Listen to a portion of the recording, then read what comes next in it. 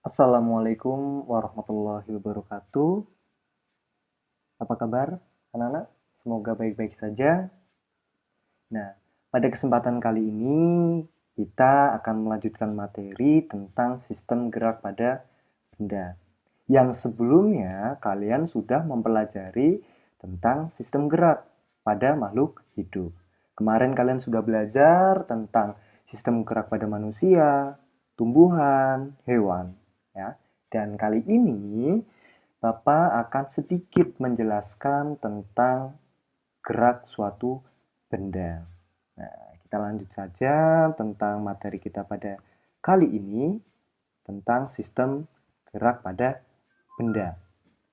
Lanjut. Nah, tentunya gerak suatu benda itu dikatakan bergerak jika jarak atau posisi antar keduanya berubah. Ya, itu dikatakan bergerak jika jarak atau posisinya berubah. Itu dikatakan bergerak. Lanjut. Nah, di sini gerak suatu benda itu sifatnya adalah relatif. Nah, di sini Bapak ada beberapa contoh. Apa sih maksud relatif itu? Nah, ini ada seorang pengamat dan Nadia. Ya, objeknya ini ya, Nadia dan pengamat. Nah, pertama Nadia dulu ya. Nadia ini berada di dalam mobil ya, yang melintasi seorang pengamat yang berada di tepi jalan. Ya. Kemudian kejadian kedua, si pengamat ya di tepi jalan raya melihat bahwa Nadia bergerak juga bersama mobil. Jadi sama-sama melihat pertama kejadiannya adalah Nadia yang berada di dalam mobil ya, bergerak melihat yang ada di luar si pengamat itu berada di tepi jalan. Nah, kejadian kedua, pengamat juga melihat kejadian yang sama, yaitu apa? Si Nadia sedang bergerak juga bersama mobil. Ini bisa dikatakan keduanya ini melihat bahwa si Nadia dan pengamat itu sedang bergerak. Ya.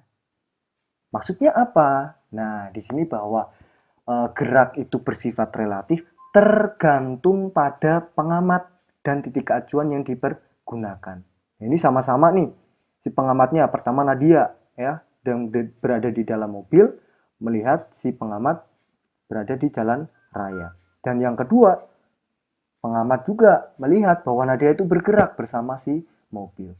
Jadi, dikatakan relatif itu tergantung pada pengamat dan titik acuan yang digunakan. Itu, ya. Next. Nah, nanti gerak menurut keadaan si suatu benda itu nanti akan dibagi menjadi dua. Yaitu apa? Pertama adalah gerak nyata dan yang kedua adalah gerak semu. Ini menurut keadaan suatu benda ya, dibagi menjadi dua, yaitu gerak nyata dan gerak semu. Pertama, apa sih itu gerak nyata? Nah, gerak nyata ini adalah gerak suatu benda yang diakibatkan oleh perubahan jarak atau posisi terhadap titik acuan. Ya, jadi contoh nih, kalian ya sebagai pengamat melihat suatu benda itu eh, berubah jaraknya atau titik acuannya. Nah, itu disebut dengan nyata.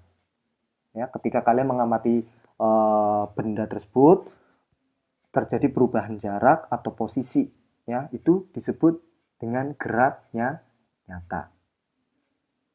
Paham ya? Lanjut. Yang kedua, tadi adalah gerak semu. Artinya apa gerak semu? Artinya adalah gerakan suatu benda yang sebenarnya diam, namun pengamat teramati bahwa benda tersebut seolah-olah bergerak. Jadi sebenarnya benda yang diamati oleh si pengamat itu sebenarnya diam, tapi pengamat itu melihat seolah-olah benda itu bergerak. Contohnya apa? Pada gerak semu, ya. Nah, contoh pada saat kita naik bus, ya. Kita berada di dalam bus itu bergerak, ya. Ketika kalian mengamati di luar, melihat pohon-pohon itu seolah-olah pohon-pohon itu bergerak. Padahal pohon-pohon itu tetap tidak terdapat pergerakan. Nah, yang sebenarnya bergerak adalah busnya, ya, di mana kita yang berada di dalamnya. Sehingga itu disebut dengan gerak semu pada benda. Paham ya? Tadi juga contoh yang tadi ya, si Nadia itu melihat si pengamat, padahal pengamatnya itu diam, ya. Tapi si Nadia itu sedang berada di dalam mobil ya, melihat si pengamat itu bergerak, padahal pengamat itu posisinya diam. Itu juga bisa dikatakan gerak semu suatu benda. Lanjut. Nah, nanti dalam gerak suatu benda yang kalian perlu pelajari adalah ada kelajuan dan kecepatan. Ya. Kelajuan dan kecepatan. Sebenarnya kata-kata ini hampir mirip ya. Di dalam penjelasannya perbedaannya apa? Di keduanya adalah jarak dan perpindahan. Ini sama-sama simbolnya sama-sama S. Ya. Jarak juga S, perpindahan juga S. Jadi hampir mirip ya antara kecepatan dan kelajuan. Kita lebih bahas lagi lebih dalam apa itu jarak dan perpindahan. Nah, jarak di sini dihitung seberapa jauh benda itu telah bergerak ya setelah meninggalkan titik acuan sebagai posisi awal. Jadi jarak itu total panjang lintasan ya yang ditempuh oleh suatu benda ketika bergerak. Paham ya? Panjang total lintasan yang ditempuh oleh suatu benda pada saat bergerak. Panjang total secara keseluruhan. Contohnya ini nih, di gambar bawah, ini ada titik awalnya di sini dan titik akhirnya sini. Nah, jaraknya itu dihitung dari mana? Panjang total secara keseluruhan ini. Ya. Ini jaraknya berapa? Ya, ini dihitung. Ada suara tokek ya, ini masalahnya malam Bapak rekamnya ya. Ya, nggak apa-apa ya. Lanjut.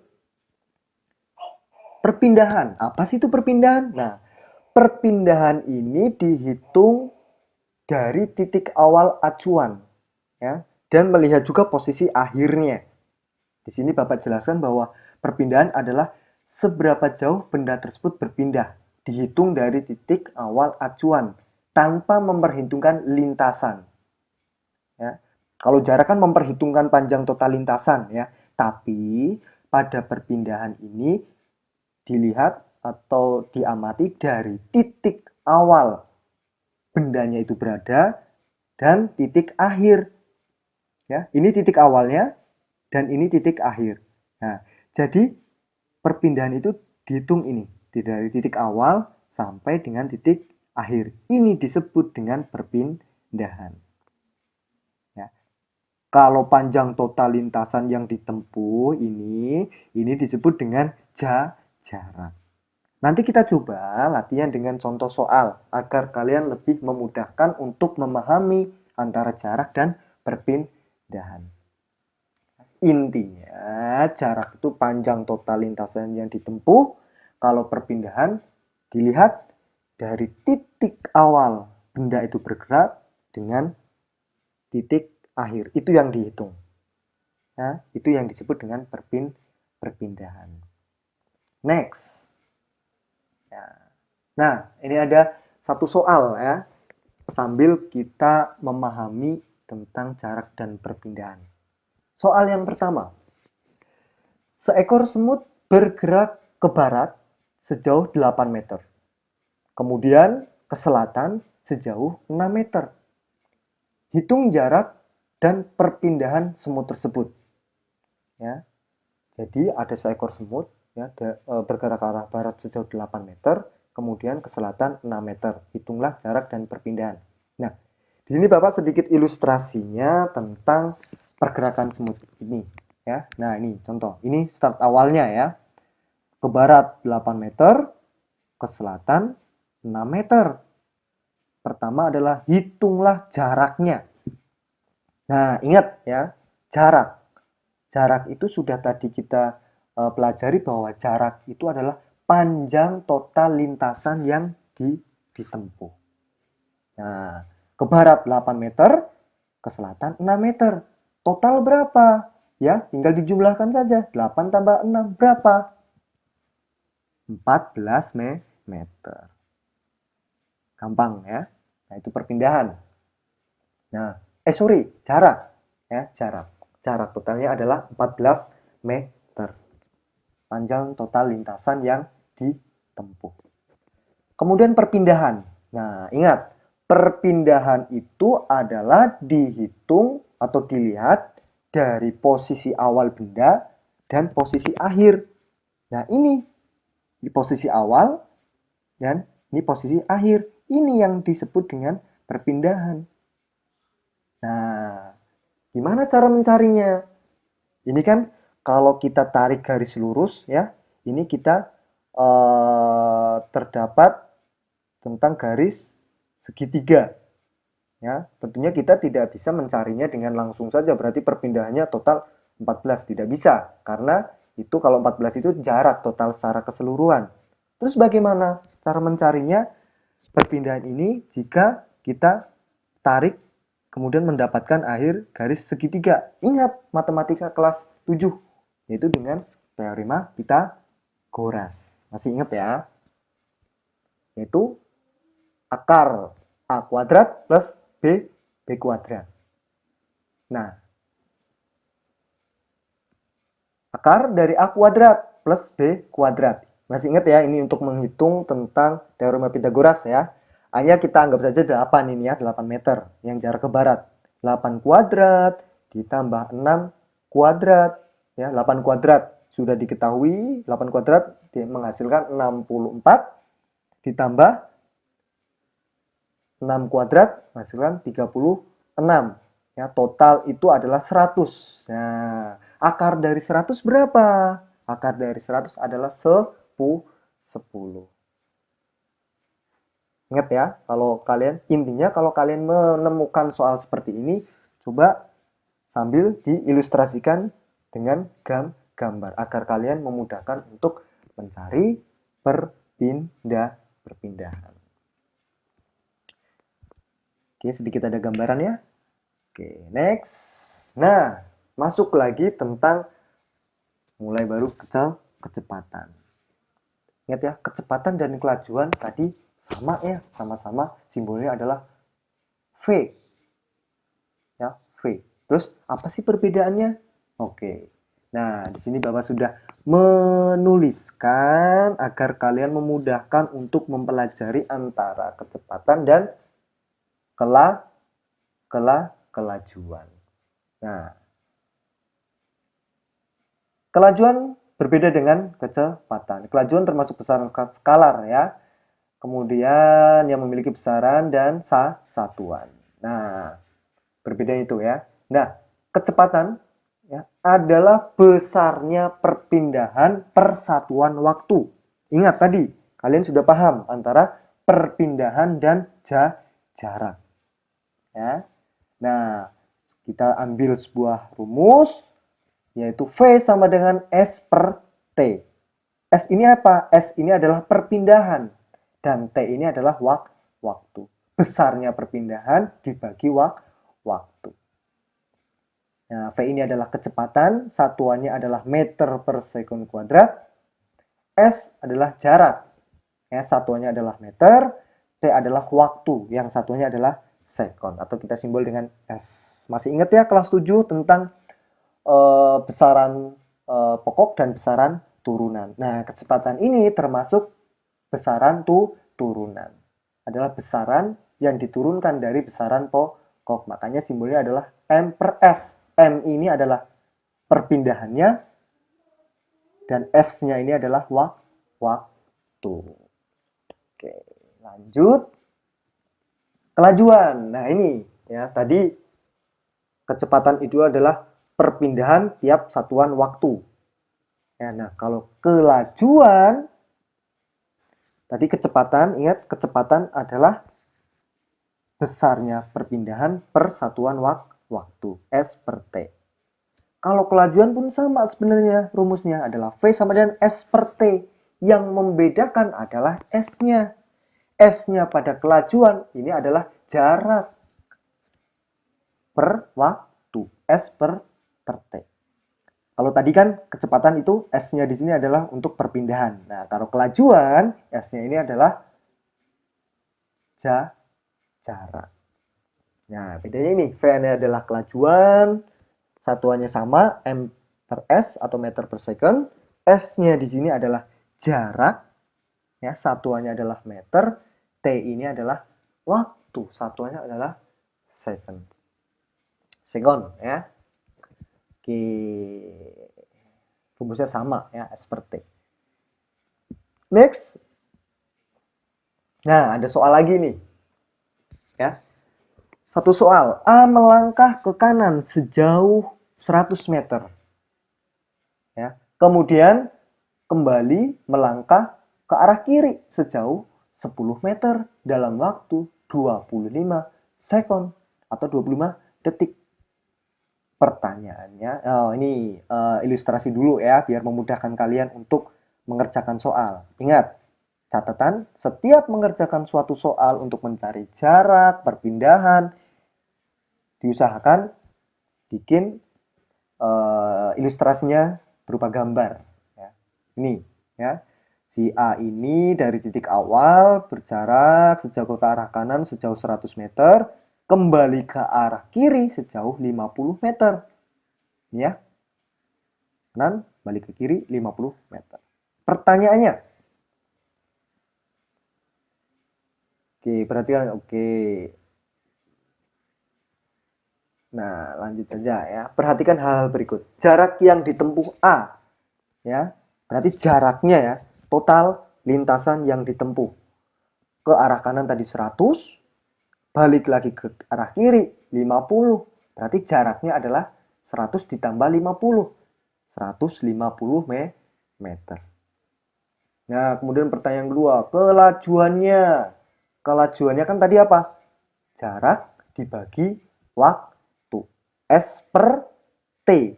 Ya, V sama dengan S per T.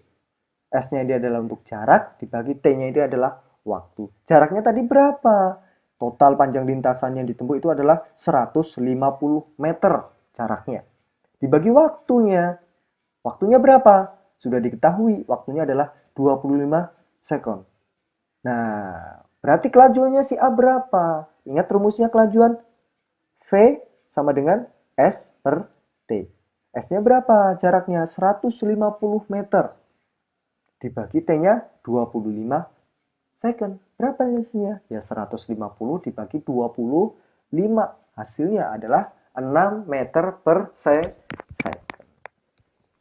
6 meter per second itu adalah kelajuan A-nya. Ya, kelajuan si A. Nah, sekarang mencari ini adalah kecepatan. Ya, ini kelajuannya ini adalah kecepatan. Nah, kecepatan rumusnya sama ya dengan kelajuan V sama dengan S per T. Yang membedakan adalah S-nya. Ingat ya, kalau kecepatan itu yang digunakan S-nya adalah perpindahan. Ingat, perpindahan untuk kecepatan. Perpindahannya, kita harus cari dulu, kalau mencari kecepatan adalah kita harus cari dulu perpindahan si A-nya. Kalau tadi kan ketika digaris itu menggunakan segitiga ya, garis lurusnya itu segitiga ya, sehingga kita pakai teorema Pitagoras. Tapi kalau ini bukan pakai teorema Pitagoras, ini lebih sederhana ya. Nah, contoh nih, yang ditempuh 100 meter. Ya, kemudian balik lagi ke arah kiri 50 meter. Ingat, perpindahan itu melihat posisi awal dan posisi akhir. Sehingga berapa perpindahannya? Ini posisi awal, ini posisi akhir. Totalnya berapa? Ya tinggal 100 dikurangi 50 meter. Hasilnya berapa perpindahannya? 50 meter. Ya, inilah perpindahan. Ya. Jadi si A itu mengalami perpindahan sejauh 50 meter. Dari 100 total panjang ke kanan, kemudian dikurangi 50 meter. Hasilnya 50 meter. Sudah diketahui ya bahwa perpindahannya si A ini adalah jauh 50 meter. Masuk ke untuk mencari kecepatan.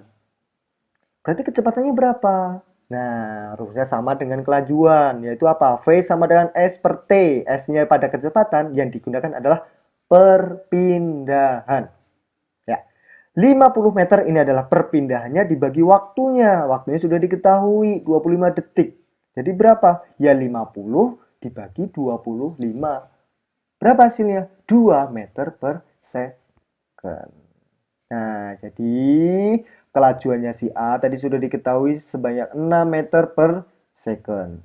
Nah, sementara kecepatannya adalah 2 meter per second. Nah, semoga sedikit ada gambaran ya untuk mencari jarak, perpindahan, kecepatan, dan kelajuan. Next.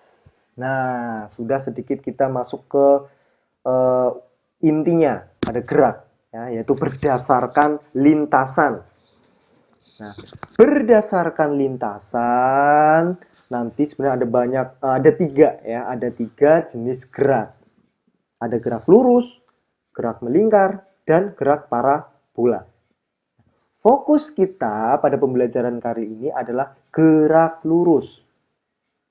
Ya, gerak melingkar dan parabola kita belum pelajari secara khusus ya. Kita fokus di gerak lurus.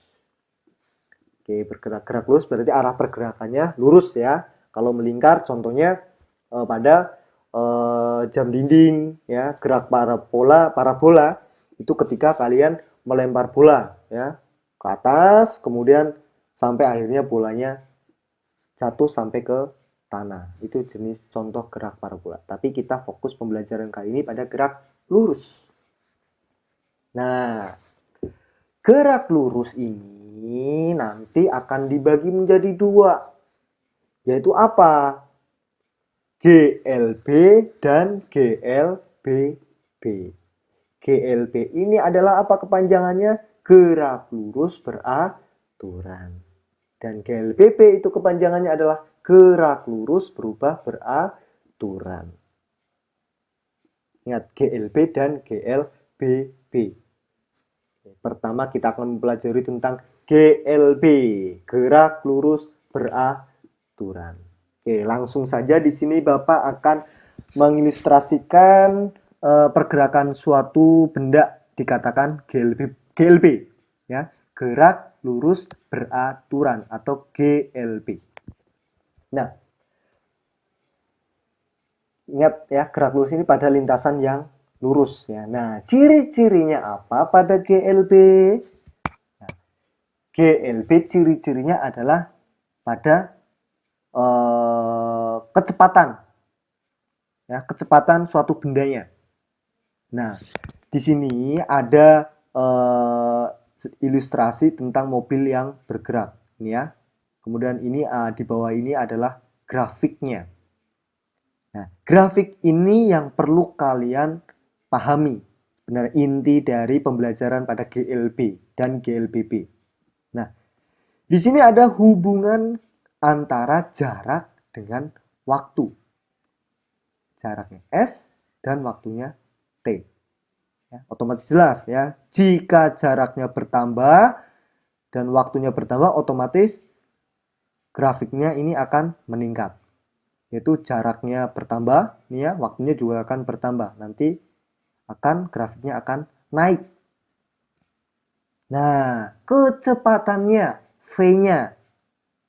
Ciri-ciri dari GLB, V-nya adalah tetap atau konstan. Ingat, tetap atau konstan. Sehingga apa?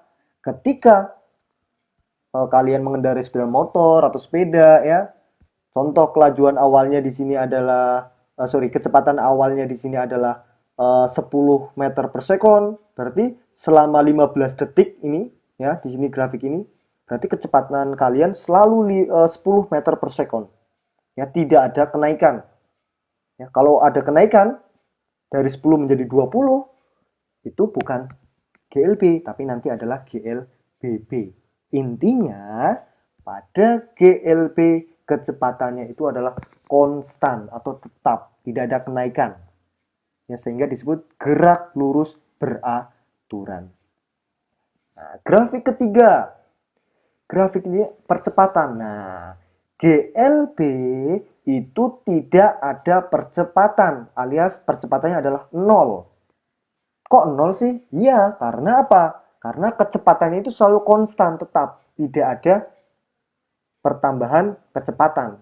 Sehingga percepatannya itu adalah 0.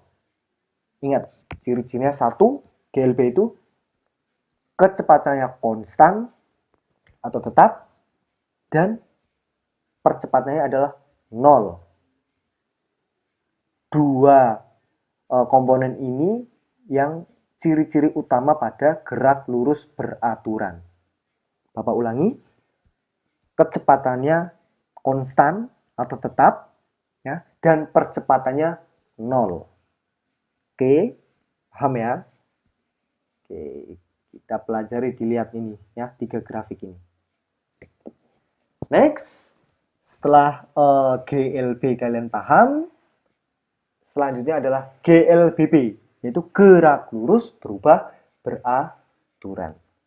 Nah, GLB ya, atau gerak lurus berubah beraturan, gerak suatu benda pada lintasan lurus terhadap titik acuan tertentu dengan percepatan tetap dan konstan. Nah, ingat, ini beda loh ya. Kalau GLB itu kecepatannya yang konstan.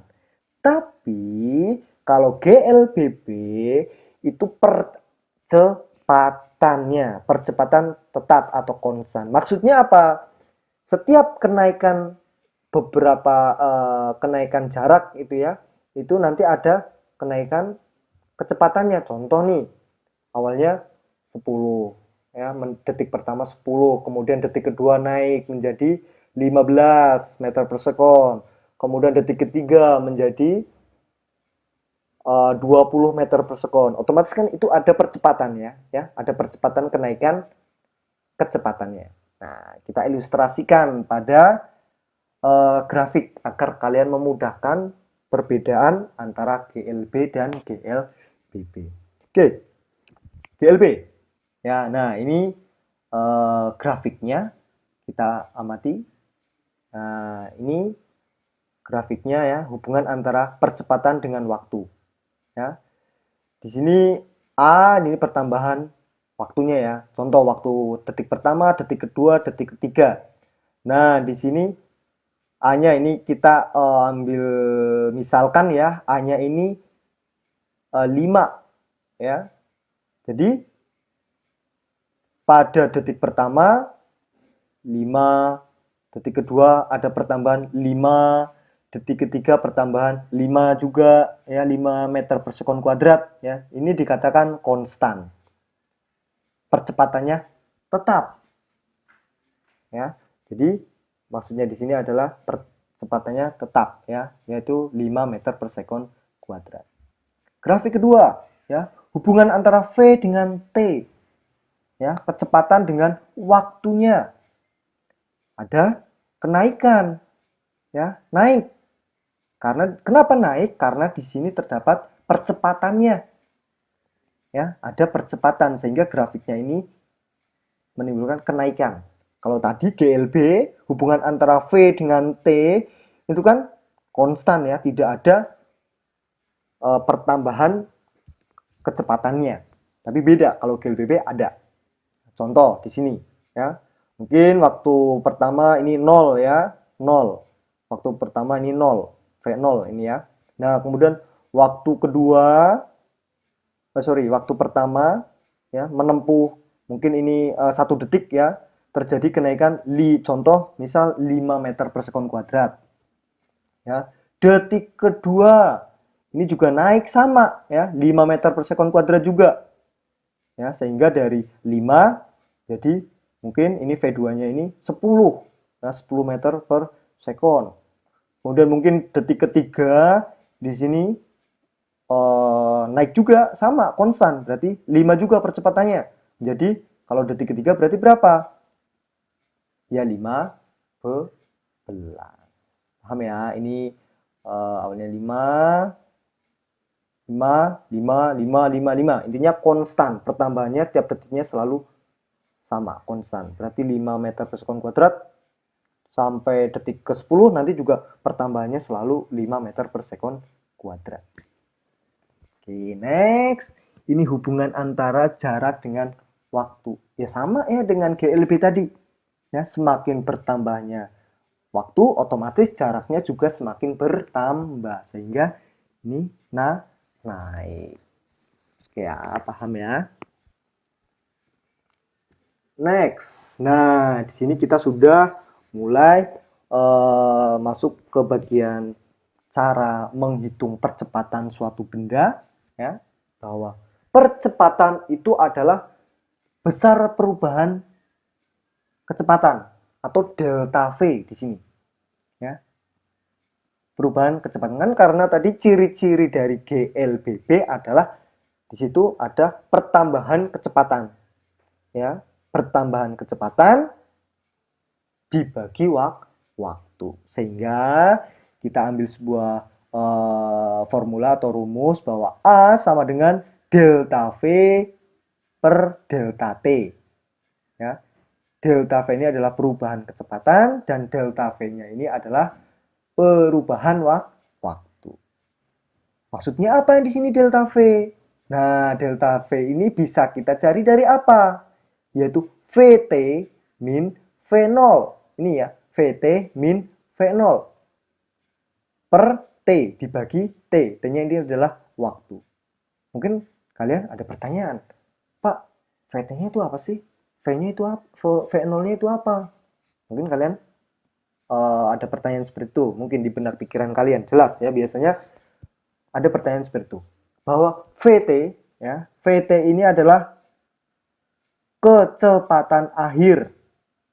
Ya, V0-nya ini adalah kecepatan awal. Ya. VT ini adalah kecepatan akhir dan V0-nya ini adalah kecepatan awal. Contoh, ya, contoh gini, contoh ya, contoh. Si tadi contoh si Siti, ya, oke, Siti awalnya posisinya berjalan memiliki kecepatannya 5 meter per sekon, ya, 5 meter per sekon. Kemudian setelah 2 detik kecepatannya menjadi 10 meter per sekon. Nah, VT-nya ini kan rumusnya VT min V0. VT-nya tadi berapa? 10. Berarti dikurangi kecepatan awalnya. Tadi berapa?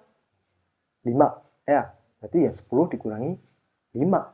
Berarti berapa? Ya 5. Berarti delta V-nya itu adalah 5. Ya. Contohnya itu, ya, dibagi waktu. Waktunya itu menempuh berapa detik. Oke, jadi rumus lagi yang perlu kalian pelajari bahwa percepatan adalah delta V per delta T. VT, delta V ini bisa kita cari dari VT min V0 dibagi T adalah waktu. Oke, itu ya. Nah, kemudian yang kedua yang perlu kalian fokus pelajari adalah biasanya di dalam soal juga selain mencari percepatan, tapi juga bisa juga untuk mencari yang namanya VT-nya atau kecepatan akhirnya. Dari mana kita bisa cari atau dapat mencari untuk kecepatan akhir? Yaitu VT sama dengan V0 atau kecepatan awal ditambah A dikali T. VT sama dengan V0 plus A kali T. V0 ini adalah kecepatan awal, plus A-nya ini adalah percepatan, T-nya ini adalah waktu. Oke ya, itu yang berikutnya, rumus berikutnya yang perlu kalian pelajari. Kemudian, percepatan juga ada dua macam. Apa itu? Pertama, percepatan bila A-nya positif. Ya, percepatan itu jelas. Ya, A-nya positif. Kan gini ya. Ini ada percepatan, ada perlambatan, ya. Nah, contoh, ketika kalian naik sepeda, kan, ya, kan awal itu kalian mengayu, kan mesti jelas ada percepatan di situ. Tapi ketika kalian mau berhenti, kan otomatis kecepatan si sepeda ini kan mesti akan berkurang, ya. Itu disebut dengan yang namanya perlambatan. Nah, kalau percepatan itu selalu nilainya adalah A-nya positif. Kalau perlambatan, nilai A-nya jelas negatif. Nanti kita coba dalam soal. Oke. Next. Nah, ini kesimpulan dari GLBB. Ini yang perlu kalian pelajari adalah pertama adalah tadi mencari percepatan. Ya, percepatan itu adalah perubahan kecepatan, ya. Tadi untuk mencari A itu adalah percepatan, ya. A sama dengan delta V per delta T, ya. Itu yang pertama. Yang kedua persamaan berikutnya adalah tadi, ya, untuk mencari VT. VT di sini adalah kecepatan akhirnya. Kita bisa cari dari apa? V0. V0 ini adalah kecepatan awal, ya, plus A percepatan dikali T. Ya, ini keterangannya sudah Bapak tuliskan, ya, untuk memudahkan kalian untuk membuat diketahui, ditanyakan biasanya agar memudahkan kalian untuk mengerjakan si soal yang diberikan. Kemudian S-nya. S ini juga kadang kita juga harus mencari si jaraknya. Bagaimana kita mencari jarak suatu benda yang ditempuh ketika ada percepatan, ya, pada GLBB itu sama dengan V0. Ini adalah kecepatan awal dikali T. T-nya di sini adalah waktu, ya, plus setengah A. A ini ingat, ya, ini A-nya ini adalah percepatan dikali T kuadrat. T ini adalah waktu, jadi dikuadratkan. Jadi setiap sisi ini dicari dulu, ya, baru dijumlahkan. Disitulah untuk kita bisa mencari tentang jarak yang ditempuh pada GLBB. Oke. Ini sedikit penjelasan dari Bapak, ya. Tapi agar kalian memudahkan untuk mempelajarinya juga, kalian juga bisa mencari referensi yang lain, bisa internet, buku paket, yang mungkin yang menurut kalian memudahkan untuk pembelajaran. Silahkan YouTube, mungkin channel-channel yang mempelajari tentang gerak lurus beraturan maupun gerak lurus berubah beraturan. Banyak referensinya. Oke, cukup sekian, ya, penjelasan dari Bapak tentang gerak suatu benda, ya. Nanti kalau ada pertanyaan-pertanyaan silakan tulis di kolom komentar, ya. Silakan nanti Bapak akan jawab langsung di kolom komentar. Kalau seandainya masih perlu untuk bimbingan, silakan kabari Bapak lewat WhatsApp. Nanti akan secepatnya Bapak akan coba untuk membalasnya untuk pertanyaan-pertanyaan yang mungkin timbul pada benak pikiran kalian. Oke, terima kasih dari Bapak. Cukup sekian. Selamat belajar, ya. Assalamualaikum warahmatullahi wabarakatuh.